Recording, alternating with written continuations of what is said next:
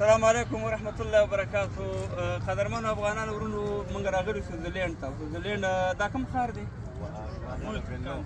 ښه نو دې ښار ته راغلي وو او ډېره ښایسته منطقه وه، د ویو وه. نو دلته اوس موږ تېرېدو د خپل د وطن بچیانو مخاته. نو ډېر خوشحاله شو او په دې کې الحمدلله د مختلفو ولایتونو ډېر په دې شو کتم ډېر په یو ګیله یې راته وکړه، وایي باچا صاحب تک شینچې او د کالي غوړی دې نه ده راوړی. نو شینچې مې راوړی دی، خو انشاءالله چې بل ځل راځم خامخا به ګوړه تاسو ته راوړم او ویاړ افتخار په تاسې کوم او تاسې ځوانانو ته تاسو ته مخکې ما خبره وکړم او دا زما ویډیو به ډېر خلک ګوري چې دلته چې موږ راغلي وطن هم پرېښی، خپل مور پلار وروڼه کور والا، یعنې دا ډېر سخت کار دی. خو دلته چې راورسو باید دلته د قانون باندې ځان باید برابر کړو. دلته دوه خبرې دي، ښه تعلیم هم کولی شي او ښه پیسې هم ګټلی شي، دا دواړه موقع دلته دي. خو د غلطو خلکو سره ناسته پکار نه ده، د لوپرو خلکو سره. یعنې موږ تاسې په میډیا کې ګورو هغه د جرمني نه دا ډیپورټ کېږي، افغانان زموږ افغانۍ زموږ زړه پرې درد کوي که نه، خو چې په کوم جرم باندې هغه اخته دی وطن ته لېږل کېږي، هغه به بیا هلته سره کم د خپل مور پلار فامیل سره سترګې مخامخ کوي. نو کوشش واده به دا کوئ انشاءالله نور خلک هم چې د ښو خلکو سره ناسته وکړي او خپل کاروبار خپل تعلیم او الحمدلله اسناد تقریبا د ټولو شوي دي، همداسې د ټولو اسناد شوي دي. خدای مهربانه باچا دی د خیره، بیا به ودونه هم شي، بچیان به هم شي د خیره، بیا به دا ټولې مراحل دي دا به ترسره شي. نو زه ډېر خوشحاله شوم ستاسو ځوانانو او زه په سوشل میډیا کې یقین وکړئ چې زما دا میسج ستاسو د ځوانانو دپاره وي. ځکه وایي مخکې د وروستي پول دی، نو موږ او تاسې په ټول یو وروڼه د یو وطن دی، الله دې وطن ګران افغانستان جوړ کړي. که زموږ وطنونه داسې جوړ وي یا داسې امکانات وي یا داسې دغه وي سم کول په خارج کې، نو چې خپل وطن جوړ شي نور خلک به بیا زموږ دغه ته راځي مزدورۍ ته، صحیح ده که نه؟ نو بس زنده باد وي افغانستان، زنده باد وي تاسې او زنده باد او تک شینچې او د کانې ګوړی دا جزا شوی. ماشاءالله بچا صاحب خو د ښې خبرې وکړئ، الله دې خیر ورکړي.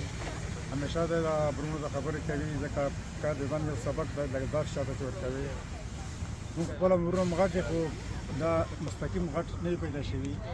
ټول مخلوق دا چې دی اول وړوکی پیدا شي بیا ستر کېږي، ورو ورو ستر کېږي. زه په خپله شل کلن شم، ډېره ابتلا یم. یو نو تاسو په دا سفر کې ګرځم، خپل سفر 1990 کال کې بل سویس ته راغلی یم، په برن کې 2 کاله مخکې. حاجي صاحب په 1990 کې دې هېواد ته راغلی؟ سویس ته راغلی بیا په سفر راغلم.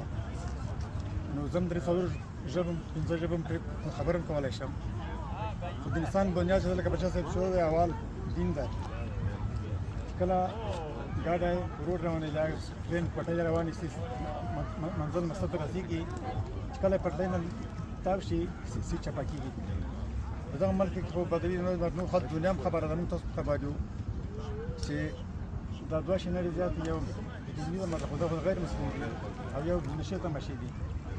هر انسان چې دا کاله کې جنۍ وي چې په دغه ملک کې په دغه تړ باندې لاړ شي تباه شو. ځکه موږ تاسو خپل الله پاک مسلمان پیدا کړي یو ژوند ثابت فخر وکړو او هغه تحقیق مو کوو چې کابل هم وکړو. او بل لکه بچا صاحب مخکې چې ووایي چې موږ د نوی نسل چې دی دا چې زیات یې خارج ته یې لګو، په ډېر غټو مودې یې لګو، ځکه ډېر غټ مصرفونه به کوو، غټ مصرفونه به کېږي.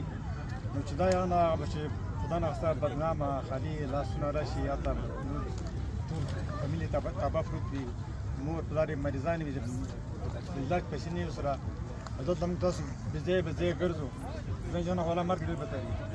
په دې خاطر باندې کوشش کوئ دا سوچ مه کوئ چې محصولات دا کم دي، دا زیات دي. څومره چې الله ته درځي هغه خلک نورې ښه کوشش کوئ، ځکه چې محصولات چکه چکه درې مثال لږ دا ډېرېږي، بې ځایه ګرځئ مه او چې وګټئ هغه بې ځایه لګوئ مه. نو دا الله پاک مو ښه وساته، الله پاک د هر شی په ساتنه وساته. خوشحاله اوسئ، الله دې خوشحاله